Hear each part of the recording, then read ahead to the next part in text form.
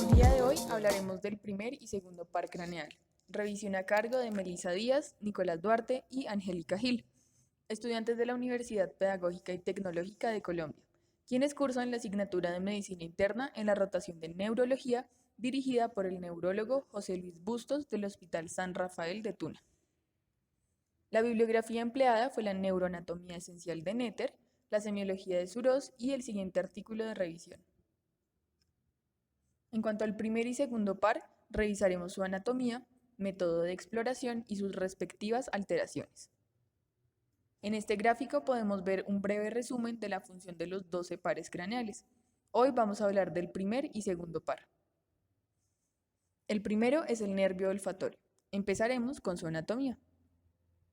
Está representado por una serie de pequeños filetes nerviosos que se extienden desde el bulbo olfatorio hasta la mucosa olfatoria. Su origen aparente se halla situado en la cara inferior del bulbo olfatorio, en la lámina del etmoides, representado por los filetes olfatorios. Su origen real en la mucosa olfatoria. Los nervios olfatorios constan de varias partes principales, como lo son filetes olfatorios, que ya habíamos mencionado previamente, bulbo olfatorio y tracto olfatorio. Los filetes olfatorios son receptores sensitivos. Estas prolongaciones cilindroaxiales se remontan hacia la cavidad craneal, constituyendo los nervios olfatorios. Los axones atraviesan la lámina cribosa del etmoides para hacer sinapsis en el bulbo olfatorio. El bulbo olfatorio es una pequeña masa nerviosa prolongada de 9 por 4 milímetros que descansa sobre la lámina cribosa del etmoides. Los filetes olfatorios desaparecen en su masa. El bulbo olfatorio se sigue proyectando hasta formar el tracto olfatorio. Este está constituido por los cilindroejes de las células mitrales, las cuales son neuronas sensitivas secundarias cuyos axones forman el tracto olfatorio, los cuales a su vez avanzan de adelante para atrás hacia el ángulo de la sustancia perforada anterior. Acá encontramos el trígono olfatorio, en el que se divide el tracto olfatorio, formado por las estrías olfatoria medial, es decir, el uncus, y lateral, o sea, la circunvolución parahipocampal, justo rostral a la sustancia perforada anterior. La mayoría de los axones pasan por medio de la estría olfatoria lateral hacia el área olfatoria lateral, que se compone del uncus, giro o circunvolución parahipocampal y cuerpo amigdalino. Estas son localizaciones comunes de focos epilépticos que causan una aura olfatoria al inicio del ataque. Exploración. Se le pide a la persona que cierre sus ojos y obstruya una fosa nasal con su dedo. Luego se le presentan sustancias aromáticas y se le pide que inhale de 3 a 4 veces. Posteriormente se le pregunta si huele o no, si es agradable o desagradable y si identifica el olor. Los aromas empleados para la exploración pueden ser el café, esencia de vainilla o chocolate. Se debe evitar el mentol, la pimienta, el amoníaco, ácido acético, el alcohol y el formaldehído porque estos estimulan a los receptores nociceptivos del quinto nervio craneal, no al primer par. Alteraciones. Dentro de las alteraciones podemos encontrar anosmia, que es la ausencia de la olfacción, hiposmia, que es la reducción de la olfacción, hiperosmia, que significa exageración del olfato, parosmia, que sucede cuando hay una percepción distorsionada del olor, cacosmia, que es la percepción de malos olores, y finalmente las alucinaciones olfatorias, que son percepción de olores sin estímulos olorosos.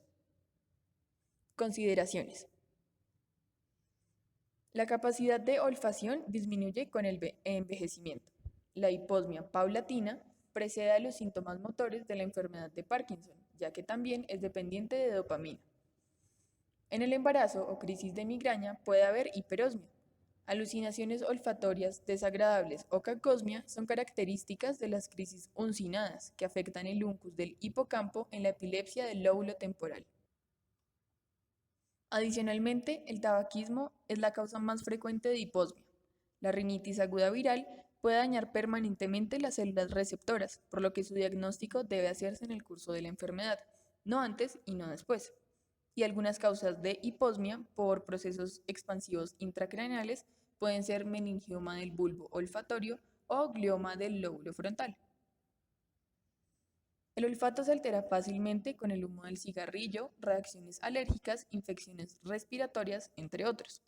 Además, los nervios olfatorios pueden ver afectados fácilmente en trauma cráneoencefálico, por un mecanismo de contragolpe que facilita el movimiento de los lóbulos frontales y así fácilmente se arrancan los bulbos olfatorios de la lámina cribosa del etmoides.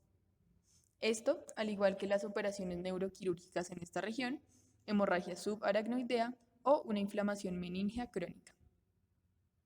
Ante sospecha de un tumor del lóbulo frontal, puede aparecer anosmia unilateral o bilateral, que orienta hacia un meningioma originado en el canal olfatorio. Algunos agentes tóxicos que pueden lesionar el epitelio olfatorio son solventes orgánicos, gases irritantes, antibióticos de la familia de los aminoglucósidos y tetraciclinas, corticoides, metotrexato, opiáceos y la levodopa. Adicionalmente, se describe el síndrome de Kallmann, el cual se caracteriza por la asociación de un hipogonadismo hipogonadotrófico congénito por déficit de hormona liberadora de gonadotropina, además de anosmia o hiposmia, con hipoplasia o aplasia de los bulbos olfatorios. Muchos casos se diagnostican en la pubertad debido a la falta de desarrollo sexual. Los principales signos clínicos son la ausencia de una pubertad espontánea completa y una pérdida total o parcial del olfato en ambos sexos. En cuanto al nervio óptico, el segundo par craneal, primero mencionaremos el origen real y aparente. Origen aparente.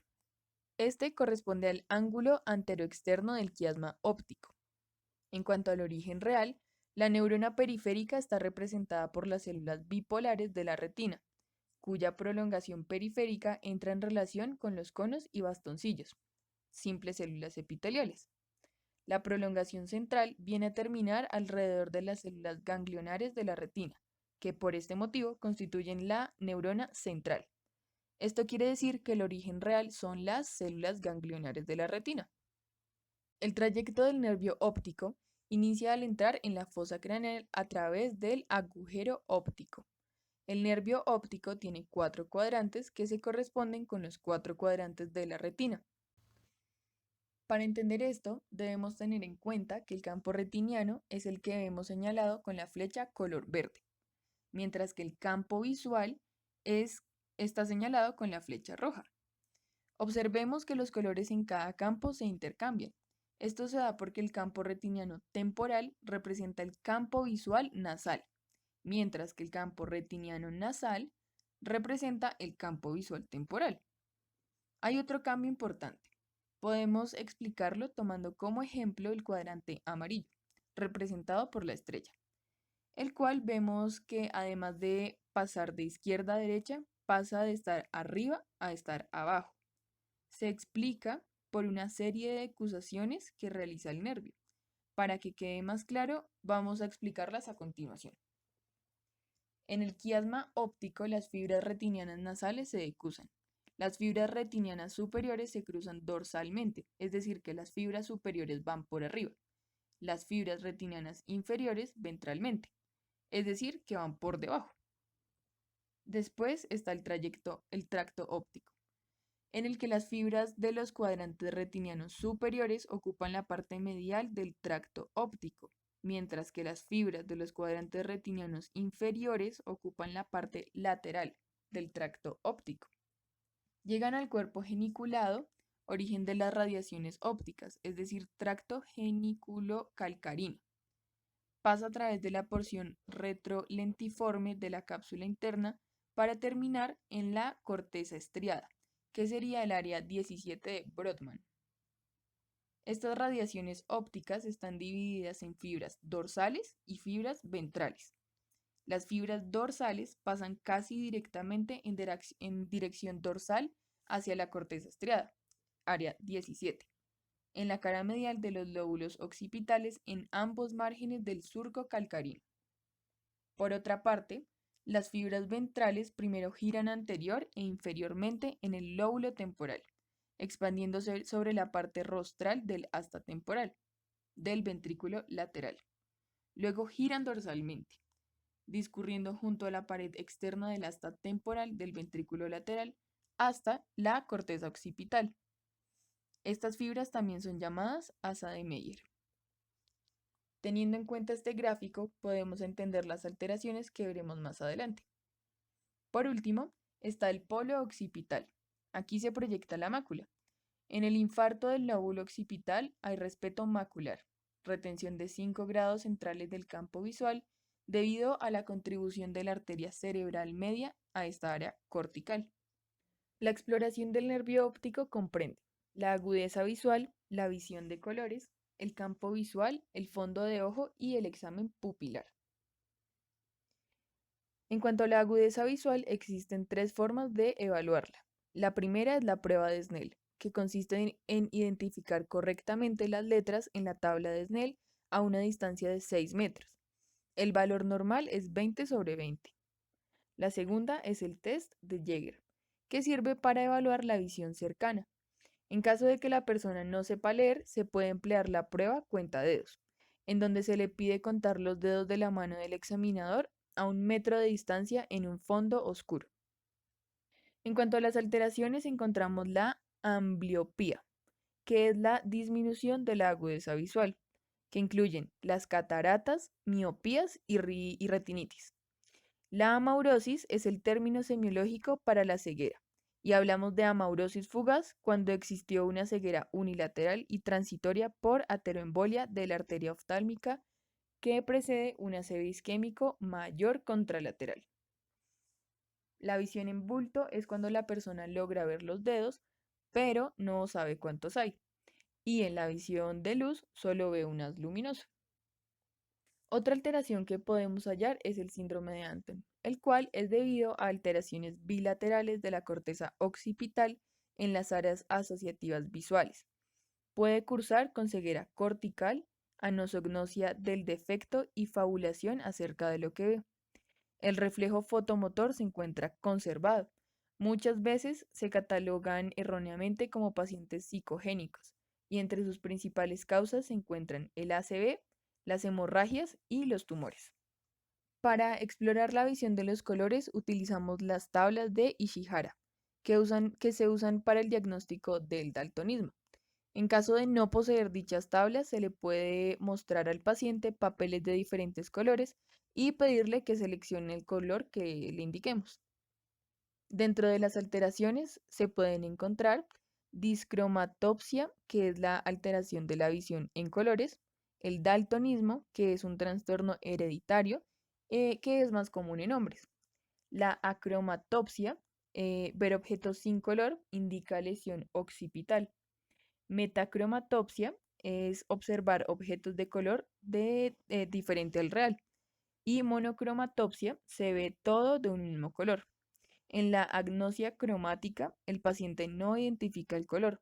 Señala un compromiso occipital del hemisferio dominante. En el examen del campo visual se busca detectar la pérdida total o parcial de la visión. Para logramos usamos la campimetría cuantitativa, que requiere el empleo de un campímetro para su realización, o también la campimetría por confrontación, realizada por el personal de salud. En esta prueba nos ubicamos enfrente de la persona a su misma altura. Le pedimos que se tape un ojo con su respectiva mano y observe la punta de nuestra nariz siempre. Dividimos nuestra cara en 4 cuadrantes imaginarios, con la mano indicando un número de dedos que la persona deberá identificar en cada uno de los cuadrantes de visión, ya sea superior derecho, superior izquierdo, inferior derecho e inferior izquierdo. Y este procedimiento se repite en el ojo contrario. Para comenzar hablando acerca de las alteraciones, recordaremos que las fibras retinianas nasales miran al campo temporal visual y las fibras retinianas temporales miran al campo nasal visual. Además, cuando hablamos de hemianopsia, significa que se compromete la mitad del campo visual. Estas pueden ser homónimas o también llamadas congruentes, en donde la hemianopsia compromete la misma lateralidad. Por ejemplo, cuando ambas hemianopsias son izquierdas, o ya sea heterónimas o no congruentes, en donde la hemianopsia compromete lateralidades opuestas, es decir, cuando en el ojo derecho hay hemianopsia izquierda y en el ojo izquierdo hay hemianopsia derecha. Por otro lado, están las cuadrantopsias, que pueden ser superiores o inferiores, y derechas o izquierdas. En esta imagen encontramos el trayecto del nervio óptico, en donde vamos a ubicar los siguientes ejemplos de lesión. Primero, cuando el nervio óptico se lesiona en su totalidad, como lo vemos en la señalización roja, se va a producir una amaurosis del ojo derecho, ya que ninguna fibra lleva la información. Segundo, en las lesiones en el quiasma óptico que contienen las fibras retinianas nasales que se decusaron, van a afectar el campo visual temporal del ojo izquierdo y el campo visual temporal del ojo derecho, por lo que en este tipo de lesión es característica la hemianopsia heterónima, que se demuestra en la señalización azul. Tercero, en el círculo negro, la lesión del ojo derecho solo afecta la parte externa del quiasma óptico. Por lo tanto, solo va a afectar las fibras retinianas temporales que no se decusaron. En consecuencia, tenemos una hemianopsia izquierda del ojo derecho por compromiso del campo visual nasal. Cuarto, al salir del quiasma óptico, las fibras ópticas se convierten en cintillas ópticas. Cuando la cintilla se lesiona en su totalidad, como vemos en el círculo verde, encontramos una hemianopsia homónima, ya que se dañaron las fibras nasales retinianas del ojo izquierdo que se decusaron y las fibras temporales retinianas del ojo derecho que no se decusaron, afectando así el campo visual temporal y el campo visual nasal respectivamente. Quinto, una vez realizada la sinapsis en los cuerpos geniculados laterales del tálamo, las cintillas se convierten en radiaciones ópticas superiores o inferiores e izquierdas o derechas. En la señalización café, la lesión se realizó en las fibras más laterales o externas a la línea media, por lo que surge así una cuadrantopsia inferior e izquierda, por lo dicho anteriormente. Caso contrario, sucede cuando son las fibras más mediales o internas a la línea media las comprometidas. Si esto pasa, se darán cuadrantopsias superiores. Sexto, y por último, una lesión de todas las radiaciones ópticas de un hemicerebro implica una hemianopsia homónima, como lo muestra la imagen que estamos viendo. En resumen, a grandes rasgos, las lesiones del nervio en su totalidad causan amaurosis. Lesión del quiasma da hemianopsia heterónima, las lesiones de las cintillas ópticas causan hemianopsia homónima y las lesiones en las radiaciones van a causar cuadrantopsias. En cuanto al reflejo fotomotor, cabe recordar que el estímulo luminoso entra por el nervio óptico y su respuesta es dada por el nervio oculomotor común. Cuando hay una afectación del segundo par craneal de un ojo, el estímulo luminoso no es transmitido, por lo que no se obtiene una respuesta directa ni consensual. Para esto hay que corroborar con el otro ojo contrario, donde la respuesta debe ser normal. Hay que resaltar que el daño exclusivo del nervio óptico no tiene anisocoria, ya que el nervio óptico sano informa al parasimpático del tercer par que determina el tamaño pupilar. En cuanto al fondo de ojo, vamos a tener en cuenta las diferencias en los vasos que encontramos. Por ejemplo, la vena pulsa a diferencia de la arteria. Esto cambia cuando se aumenta la presión intracraneana, en donde la vena deja de pulsar. La vena es de color rojo vino más oscuro y de trayecto más ondulado con relación a la arteria. En la arteria valoramos el reflejo luminoso arteriolar, que es una línea brillante blanca en el centro de la arteriola, como lo vemos en la imagen. Para hablar de las alteraciones, vamos a iniciar con el papiledema, el cual es una afectación bilateral causada por un aumento de la presión intracraneal. Como síntoma inicial se encuentra la pérdida del latido venoso. En el papiledema no hay afectación significativa de la agudeza visual inicialmente. Se encuentra una papila congestiva e hiperémica en donde desaparece la excavación fisiológica. Los bordes son borrosos, hay vasos engrosados y tortuosos y en casos severos puede haber hemorragias en llama. Por otro lado, la papilitis es una afectación unilateral, secundaria a un proceso inflamatorio del nervio óptico. Existe un marcado déficit de la agudeza visual, hay escotoma central, afectación de la visión de colores y dolor con el movimiento del ojo. El reflejo de Brogner es evaluado mediante el test del reflejo rojo, en donde la transmisión de la luz proveniente del oftalmoscopio resulta en reflejo rojo, como su nombre lo indica. Normalmente el reflejo debe observarse en ambos ojos y ser simétrico. De lo contrario, si se observan manchas oscuras, una disminución marcada del reflejo, la presencia de un reflejo blanco o la asimetría hace positivo un reflejo de Brogner, el cual nos lleva a pensar en problemas como cataratas, glaucoma, retinoblastoma, anomalías retinianas, enfermedades sistémicas con manifestaciones oculares y errores de refracciones altos. La retinopatía hipertensiva hace parte de la valoración que se le realiza a pacientes con hipertensión arterial. En ella, las anomalías que se encuentren en el fondo de ojo clasifican el nivel de retinopatía hipertensiva en 1, 2, 3 y 4, que tenga la persona según la clasificación de Cade-Wegener. Adicionalmente, se describe el síndrome de Foster-Kennedy. El diagnóstico clínico depende de encontrar anosmia o ceguera, ya sea bilateral o ipsilateral al tumor, con atrofia óptica por compresión directa y papiledema contralateral por efecto del aumento de la presión intracraneal. Si la anosmia es unilateral, rara vez es informada por el paciente. Además de la presencia de singulto o cambios del estado de ánimo como abulia, confusión, amnesia, jocosidad inapropiada, siendo estas las alteraciones psíquicas acostumbradas. El único factor de riesgo ambiental en el que se ha observado relación con la aparición de los meningiomas es la exposición a radiación. El crecimiento lento y la amplitud de fosa craneal anterior permiten que estos tumores alcancen grandes volúmenes antes de que aparezcan signos neurológicos focales de aumento de la presión intracraneal. Esto es todo por hoy, esperamos les sea de utilidad.